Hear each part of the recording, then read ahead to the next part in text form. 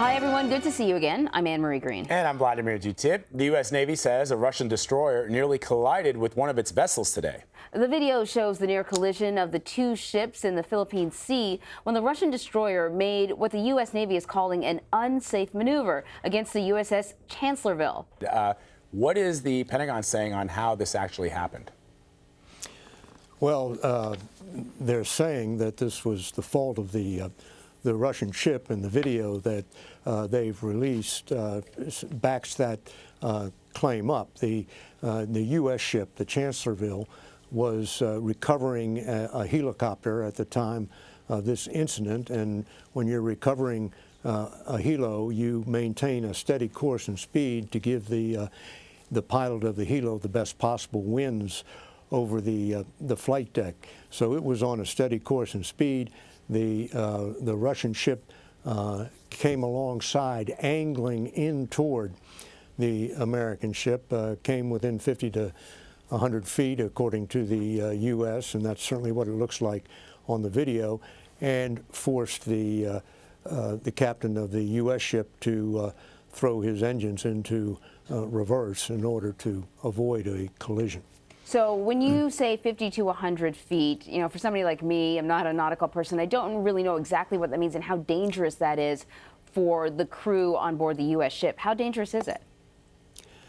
Well, 50 to 100 feet is way too close for comfort when you're talking about ships that are going 15, 20 knots and that weigh in the many tons. This would do a lot of damage if there was a collision. But what more importantly, 50 to 100 feet was the closest they got. But if you look at the video, particularly the photo taken from the air, you can see from that perspective that a Russian ship is angling in toward the American ship. So 50 to 100 feet was as close as it came. It would have come closer had not the captain of the American ship ordered his engines all back full. And I guess there really isn't any way that this incident could have been avoided other than not getting too close to an American ship in the middle of the open ocean. The simple way to avoid this incident is to follow the rules of the road. The Russian ship was overtaking the American ship, and under the rules of the road at sea, the overtaking ship is the one that has the responsibility to steer clear of the ship it is overtaking.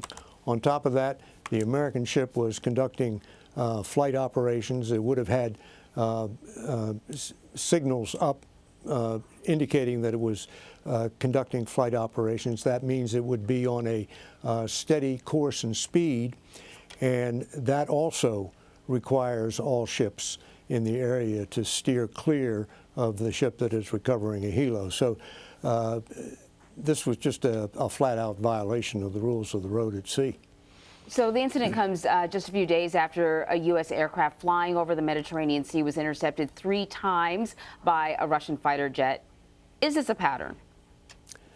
Well, it's been a while since there were any intercepts either in the air or at sea. The last intercept that the Navy called unsafe occurred in the Black Sea, and when a Russian fighter buzzed an American patrol plane, and that was back in November of last year. What strikes me about these two incidents is most of the buzzings or the close encounters at sea that occur in waters much closer to Russia. They occur in the Black Sea, they occur in the Baltic Sea.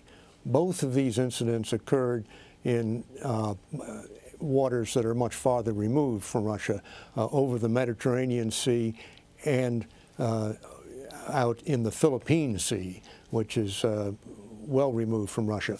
So whether or not this is the start of a new pattern of Russia challenging American operations farther from home remains to be seen, but certainly we've got 2 incidents that seem to be saying that.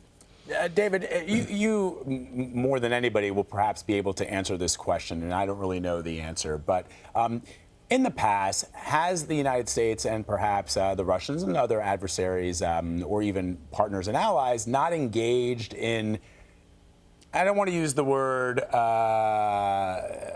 I know what you're it's not saying. chicken, but I'm just Right. trying to understand if perhaps that there have been Testing, maybe? testing each other, Yeah. testing capabilities of their various warships or aircraft. You know, a couple of years ago, there was a Chinese plane that bumped the wing of a U.S. plane. Yeah. And you kind of wonder, these statements come out from the respective governments, but then you wonder what's really going on and if that hasn't been something that you've perhaps in your long storied career covering the Pentagon seen.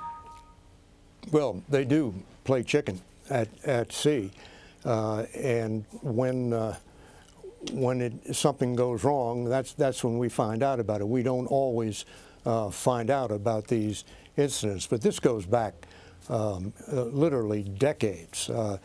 During the Vietnam War, there were U.S. Navy ships, particularly aircraft carriers, would be operating in the Gulf of Tonkin, launching airstrikes against North Vietnam, and they would have Russian intelligence trawlers out there monitoring the communications of the aircraft carriers. And when the aircraft carriers were conducting flight ops, the Russian trawlers would maneuver in order to get in the way of the carrier to interrupt its launching or recovering of aircraft. Now, when you're a little intelligence trawler trying to get in the way of an aircraft carrier, that's a game of chicken you're probably going to lose.